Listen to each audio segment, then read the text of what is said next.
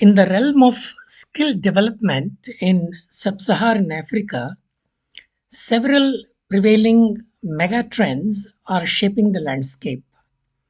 The region is witnessing a significant impact from global forces such as automation, climate action, and digitization, which are transforming the nature of work and skills requirements. In response to these trends, there is a growing emphasis on personalized and accessible education and workforce development systems.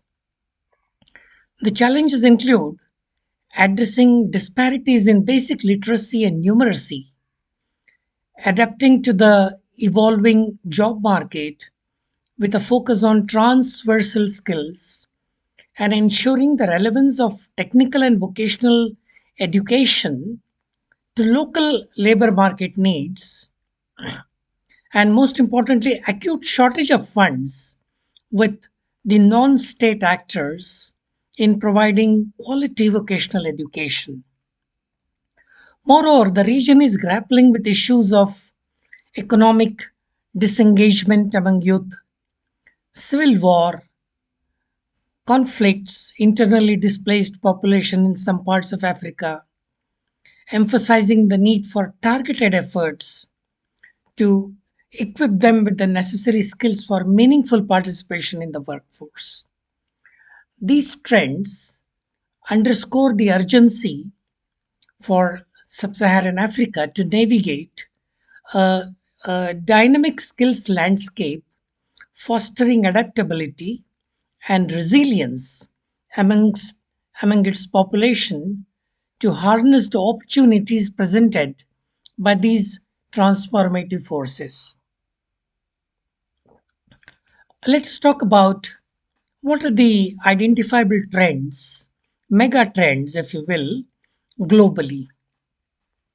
Trends such as automation, action against climate change, the digitization of products and services, the overarching and disruptive, if you may, the influence of artificial intelligence, and a shrinking and aging labor force will transform over 1.1 billion jobs in the next decade. About 460 million youth, which is 7.5 out of 10, are economically disengaged due to lack of adequate skills to succeed in the labor market. Over 2.1 billion adults need remedial education for basic literacy, numeracy, and social emotional skills.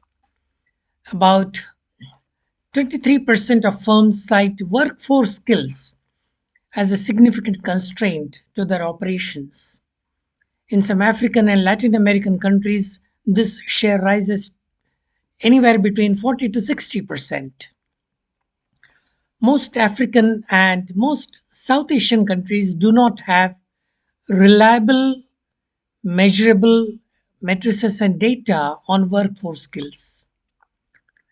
The global economy could gain an estimated $6.5 trillion in the next 7 years by closing worker skill gaps, representing 5 to 6% of their GDP. Nevertheless, most countries invest less than 0.5% of the global GDP in adult lifelong learning. This is the stark reality.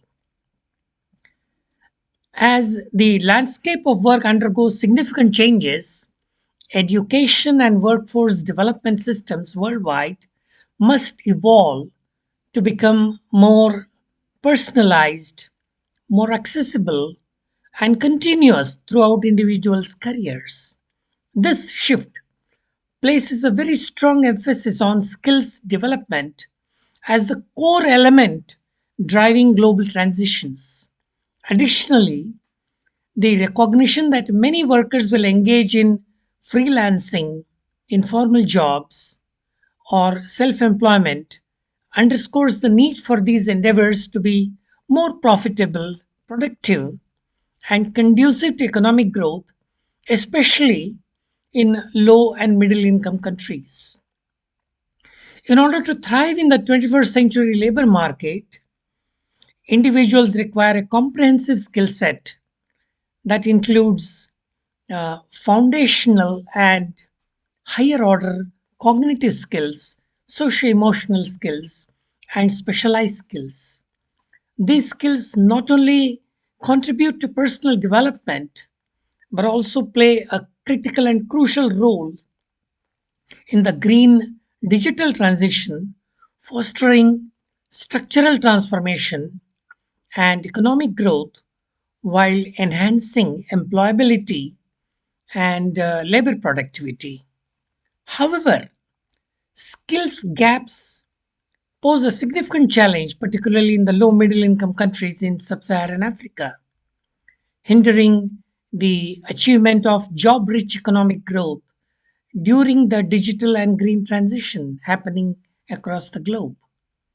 Globally, major issues include disparities in basic literacy and numeracy, the transformation of over 1.1 billion jobs in the next decade due to megatrends, as I mentioned earlier, economic disengagement of around 450 million youth, and the need for remedial education for over 2.1 billion adults. Furthermore, the aftermath of the pandemic has intensified the urgency for equitable and relevant quality skills development. The dropout of an estimated 220 million post secondary students and the loss of training opportunities underscore the critical need for urgent reform. To address these challenges, countries must focus, in my view, on five critical issues affecting skills development. Firstly, equitable access and completion. While investments in education and skills development yield high returns, ensuring equitable access remains a challenge for many low and middle income countries. Secondly, adaptability. The rapid pace of technological advancements require a focus on transversal skills like critical thinking and adaptability, as technical skills can quickly become outdated. Thirdly, quality. Many young students graduate without basic literacy skills, and technical and vocational training system TVET face challenges relating to quality assurance, impacting the perception of vocational tracks. The fourth issue is of relevance. Engaging local employers is crucial to ensure that technical and vocational education programs align with labor market needs. In many countries, we have seen that the graduating students from TVH systems do not get acceptability by the industry, signifying a gap between what is taught and what is really needed. And finally, the issue of efficiency.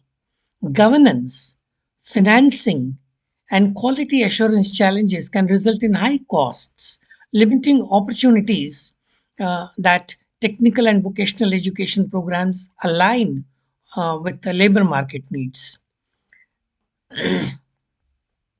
For the governance, as I mentioned, let me repeat this: governance, financing, and quality assurance challenges result in high cost, limiting opportunities for disadvantaged individuals.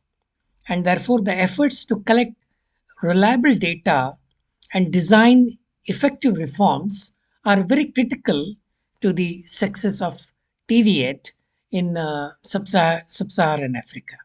Thank you very much.